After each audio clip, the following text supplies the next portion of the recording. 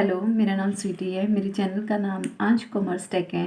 आज इस वीडियो में हम अकाउंटिंग फॉर कंसाइनमेंट इंट्रोडक्शन का लेक्चर नंबर 3 कवर करेंगे, जिसमें हम नॉर्मल और एबनॉर्मल लॉस के कंसेप्ट को स्टडी करेंगे। तो let's start with the normal loss. Normal loss जो है एक अनअवॉइडेबल लॉस है, मतलब इसको हम जो मर्जी कर लें ये होना ही होना है। ड्यू टू किस रीज़न से हो सकता है? Loading and unloading of the goods. तो एग्जांपल है कोल की, कि कोल की लोडिंग और अनलोडिंग होगी तो थोड़ा बहुत तो वेस्ट होना ही होना है। और नॉर्मल लॉस जो होता है ये कॉस्ट ऑफ कंसाइनमेंट होता है, मतलब इसी ये कॉस्ट को इंक्रीज़ करता है आपकी। इस वजह से इसकी कोई भी जर्नल एंट्री नहीं होती कंसाइनर के अकाउंट में। नॉर्मल लॉस जो होता है कब कंसीडर करते हैं इसको हम? जब हम क्लोजिंग स्टॉक की वैल्यू को कैलकुलेट करते हैं।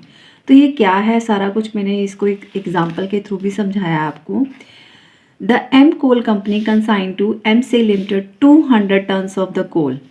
200 टन्स कोल जो है वो डिस्पैच हो रहा है एट द कॉस्ट ऑफ ₹15,000, और इसके लिए जो कंसाइनर है वो 4600 के रेलवे फ्रेट पे कर रहा है। और M S cell company sold कर रहा है 100 tons and reported the shortage of 4 tons on the whole consignment. इसका मतलब क्या है? उसने बताया कि मैंने 200 जो आपने 200 टन्स मुझे सेंड करे थे उसमें मैंने 100 टन्स तो सेल कर दिए, लेकिन जो 4 टन्स हैं वो shortage of the whole consignment. इसका मतलब है कि थोड़ा बहुत, क्योंकि 200 टन्स गए हैं तो 400 तो नॉर्मल है कोल का डिस्ट्रॉय होना या लॉस होना, तो इसको हम नॉर्मल लॉस कंसीडर करेंगे। तो नॉर्मल लॉस को जैसे मैंने ऊपर बताया कि जब हम क्लोजिंग स्टॉक कैलकुलेट करते हैं तब कंसीडर करते हैं, तो यहाँ पे वही लिखा है calculate the value of the closing stock at the end. तो वो कैसे फाइंड आउट करेंगे? इसके लिए मैंने एक टेबल सा बनाया है जिसमें हम यहाँ पे यूनिट्स, मतलब ये क्वेश्चन टन्स में तो टन लिख देंगे और यहाँ पे रुपीस अमाउंट जितनी भी इसकी पड़ रही है। तो first of all the cost of the 200 tons of coal, तो टन्स में लिखेंगे 200 और कॉस्ट हमारी जैसे कि 15,000 है वो पुट कर दी, प्लस करेंगे non recurring expense of the consignor. वैसे तो कंसाइनर के जो भी एक्सपेंस होते हैं सारे के सारे नॉन रेकरिंग होते हैं, लेकिन मैंने यहाँ पे स्पेशल लिख दिया है कि non recurring expense of consignor जो कि आपको दिए हैं 4600।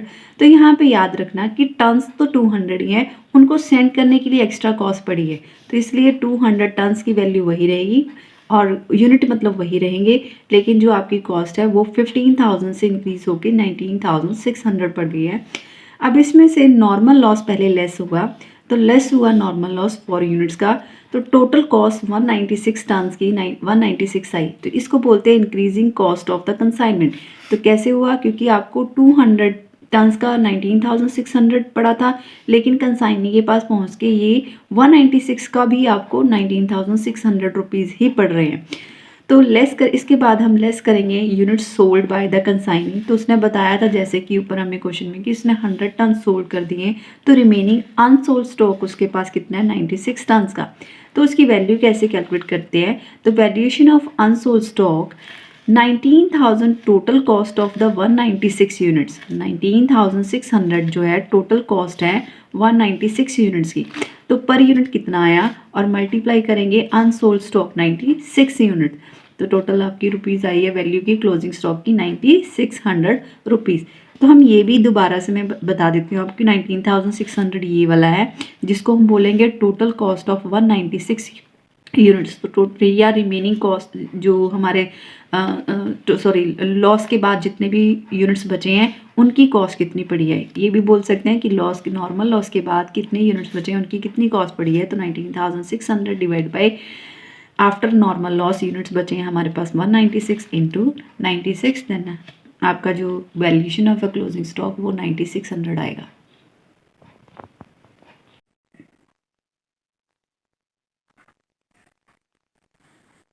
तो नेक्स्ट टॉपिक है हमारा एबनॉर्मल लॉस।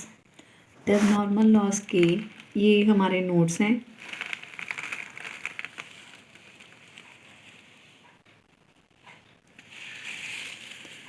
जो भी मैंने प्रिपेयर किए हुए हैं आपके लिए।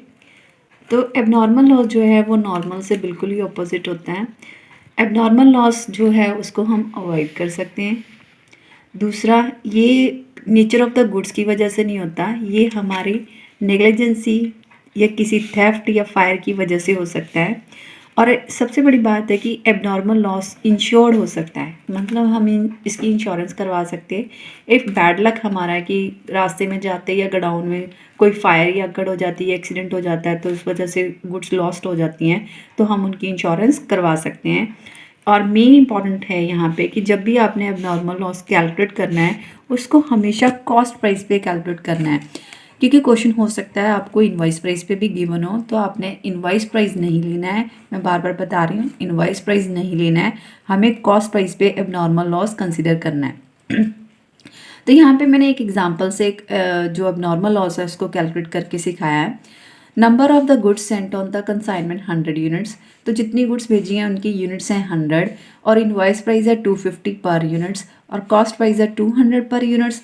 कंसाइनर के एक्सपेंस है 1000 और कंसाइनी के नॉन रेकरिंग एक्सपेंस हैं 500। तो इनकी हेल्प से आपको कैलकुलेट करना है एबनॉर्मल लॉस फॉर 10 यूनिट्स।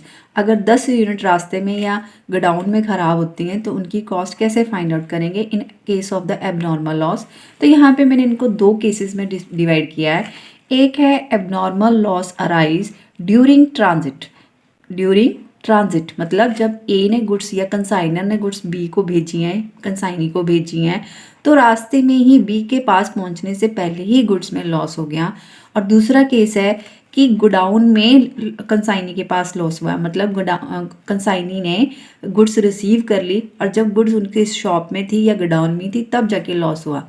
तो केस तो थोड़ा सा डिफरेंट है, आधा तो सेम है, लेकिन थोड़ा सा यहाँ पे आके हम शॉप वाले में थोड़ा सा हम यहाँ पे आगे इसको एक एक्सपेंस और ऐड करने वाले हैं। तो पहले करते हैं ड्यूरिंग अ ट्रांजिट। तो कॉस्ट ऑफ एबनॉर्मल लॉस, क्योंकि मैंने बोला इसको कॉस्ट प्राइस पे करना है, तो 10 यूनिट्स आपके हैं एबनॉर्मल लॉस के और कॉस्ट प्राइस है आपका 200, तो कॉस्ट ऑफ एबनॉर्मल लॉस है 2000। ऐड करेंगे हम कंसाइनर के एक्सपेंस इन प्रपोर्शनेट। प्रपोर्शनेट का मतलब क्या है कि कंसाइनर ने अपने 100 यूनिट सेंड करने के लिए 1000 का खर्चा किया, तो 1000 का खर्चा 100 यूनिट्स के लिए है, तो 10 के लिए कितना होगा, वो आएगा 100 रुपीज़। तो आपका total cost of abnormal loss बन गया 2000 प्लस 100 100। तो यहाँ पे एक मैंने फॉर्मूला भी बनाया है, consignor expense divide by number of unit sent on the consignment. तो कंसाइनर एक्सपेंस हैं आपके 1000 और नंबर ऑफ यूनिट सेंट हैं आपके, कंसाइनर एक्सपेंस है आपके 1000 और नंबर ऑफ यूनिट्स हैं आपके 100, तो मल्टीप्लाई करेंगे एबनॉर्मल लॉस यूनिट जो कि हैं आपके 10। तो 1000 डिवाइड बाय 100 मल्टीप्लाई बाय 10, तो आपके 100 rupees proportionate expense of consignor ये एबनॉर्मल लॉस के लिए आ गए। तो इनको हम ऐड करते हैं 2000 प्लस 100 प्लस, तो आपका total cost of abnormal loss 2100 आ गया। तो सिंपल कहने का तरीका क्या है कि जब ड्यूरिंग ट्रांजिट होंगे तो एबनॉर्मल लॉस की कॉस्ट में आपने कंसाइनर के प्रपोर्शनेट एक्सपेंस ऐड करने हैं, ठीक है। लेकिन अगर हम दूसरे कंसेप्ट पे आते हैं कि गोडाउन में जाके लॉस हुआ है, तो बाकी चीज़ें तो सेम है, वही चीज़ है। Cost of abnormal loss 10 units का 2000 ही है, कंसाइनर के प्रपोर्शनेट एक्सपेंस 100 ही हैं, जो पिछले केस में थे वही सेम यहाँ पे लिए हैं। बट यहाँ पे क्योंकि गोडाउन में जाके लॉस हुआ है, इस वजह से कंसाइनी के नॉन रेकरिंग एक्सपेंस का प्रपोर्शनेट भी यहाँ पे ऐड होगा। कंसाइनी के नॉन रेकरिंग एक्सपेंस का प्रोपोर्शनेट भी यहाँ पे ऐड होगा। तो कंसाइनी के नॉन रेकरिंग एक्सपेंस जैसे कि आपको एग्जांपल में बताए हैं 500 रुपीज़ हैं, तो 500 कितने यूनिट्स, क्योंकि उसने पूरी की पूरी यूनिट्स रिसीव करी थी, कितनी यूनिट सेंड हुई थी 100, और उसने क्योंकि रास्ते में कोई ख़राबी नहीं हुई है, इन केस अगर कोई ख़राबी नहीं हुई है तो उसने पूरे 100 यूनिट्स रिसीव करे हैं, तो उसने जो 500 का खर्चा है वो 100 यूनिट्स के ऊपर किया है। तो नॉर्मल लॉस के 10 यूनिट्स के ऊपर कितना आएगा, 50 रुपीज़। तो गोडाउन में अगर लॉस होता है तो एबनॉर्मल लॉस की टोटल कॉस्ट 2150 बन जाएगी। तो क्या किया मैंने, ड्यूरिंग ट्रांजिट है तो आपने सिर्फ कंसाइनर का प्रोपोर्शनेट ऑफ एक्सपेंस ऐड करना है, लेकिन इन ट्रांजिट इन शॉप है या इन गोडाउन है तो आपने कंसाइनर का प्रोपोर्शनेट प्लस कंसाइनी के नॉन रेकरिंग का प्रोपोर्शनेट भी ऐड करना है। इसके बाद मैंने यहाँ पे ना एक इंश्योरेंस का भी बताया है कि जैसे इस क्वेश्चन में, इस एग्जांपल में आपकी अब नॉर्मल लॉस आ रहा है 2100 का, तो मान लो कि आपकी गुड्स इंश्योर्ड है और इंश्योरेंस क्लेम एडमिट हुआ है, तो इंश्योरेंस कंपनी ने आपको 1500 आपको क्लेम दे दिया है। तो आपने जब बुक में ट्रांसफ़र करना है तो अब नॉर्मल लॉस जो है आपको वो 600 रहेगा, क्योंकि 2100 माइनस 1500 का इंश्योरेंस क्लेम रिसीव हो गया, तो अब नॉर्मल लॉस सिर्फ आपका 600 आ गया। तो इसके बाद हम इनको बुक्स में ट्रांसफ़र करना सीखेंगे। तो नेक्स्ट है, अब नॉर्मल लॉस को हम अकाउंट्स में कैसे ट्रांसफ़र करते हैं। उसके लिए मैंने लेजर और जर्नल एंट्रीज बनाई हैं। तो in the book of the consignor, consignment account में एबनॉर्मल लॉस जो है वो क्रेडिट साइड पे ट्रांसफ़र होता है। So by abnormal loss by bank, bank का मतलब है अगर इंश्योरेंस क्लेम रिसीव हुआ है तो वो डालेंगे। तो इसी की हेल्प से journal entry in the book of consignor कैसे बनेगी, क्योंकि ये क्रेडिट साइड पे है तो ऑब्वियसली यहाँ पे डेबिट होना है। Abnormal loss account debit, bank account if the insurance claim receive to consignment account. Revise, by abnormal loss लिखा है तो यहाँ पे एबनॉर्मल लॉस डेबिट होगा, bank account debit to consignment.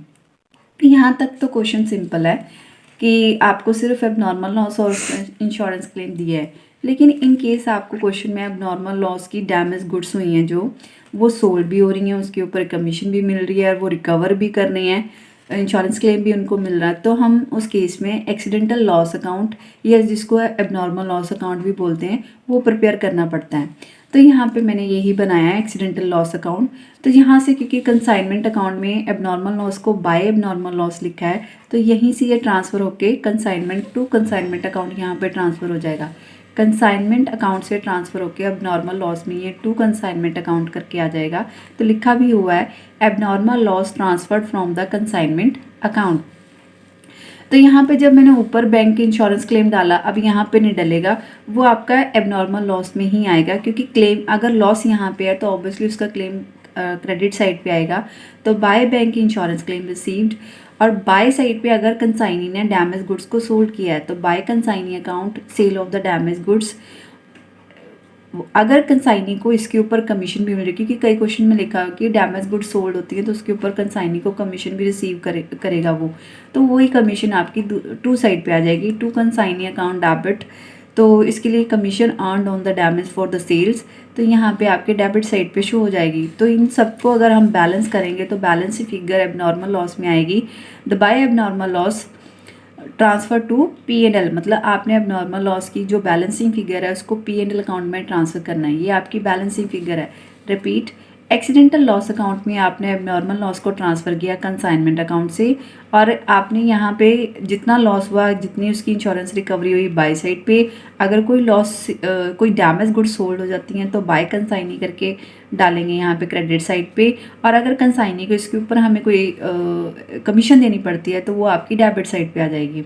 Then इनको मैंने जर्नल्स में भी पास करके बताया है, तो यहीं से वो बन जाएंगी। जैसे फर्स्ट है तो for the abnormal loss arise the abnormal loss account debit to consignment account.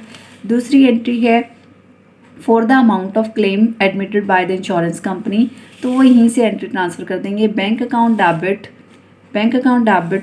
To abnormal loss, किसके लिए, the amount claim by the insurance company, bank account debit to abnormal loss, जो यहीं से आपके अकाउंट से transfer होने वाली है। फिर नेक्स्ट लास्ट एंट्री आपकी for the sale of the damage goods, इसके लिए भी हम यहीं से ट्रांसफ़र कर सकते हैं, इसी एंट्री को यहीं से हम कंसिडर कर सकते हैं। वो कैसे करेंगे, तो यहाँ पे सेल के लिए लिखा है बाय कंसाइनी, एबनॉर्मल लॉस या एक्सीडेंटल लॉस अकाउंट में लिखा है बाय कंसाइनी, तो यहीं आप देख लो consignee account debit to abnormal loss, और कमीशन के लिए लिखा है टू कंसाइनी, तो abnormal loss account debit to consignee account. फिर से रिपीट करती हूँ, अगर सेल करी है तो consignee account debit to abnormal loss, और उसके ऊपर अगर कमीशन है तो abnormal loss account debit to consignee account. तो that's all on this topic abnormal loss and normal loss. तो आई थिंक आपको यहाँ तक आसानी से समझ आ जाएगा। इसके बाद आपको नॉर्मल और एबनॉर्मल लॉस के लिए ज़्यादा कन्फ्यूज़न नहीं होगी। तो अगर आपको ये मेरी वीडियो अच्छी लग रही है, पसंद आ रही है, तो प्लीज़ मेरे चैनल को सब्सक्राइब करें, शेयर करें, लाइक करें, एंड थैंक्स।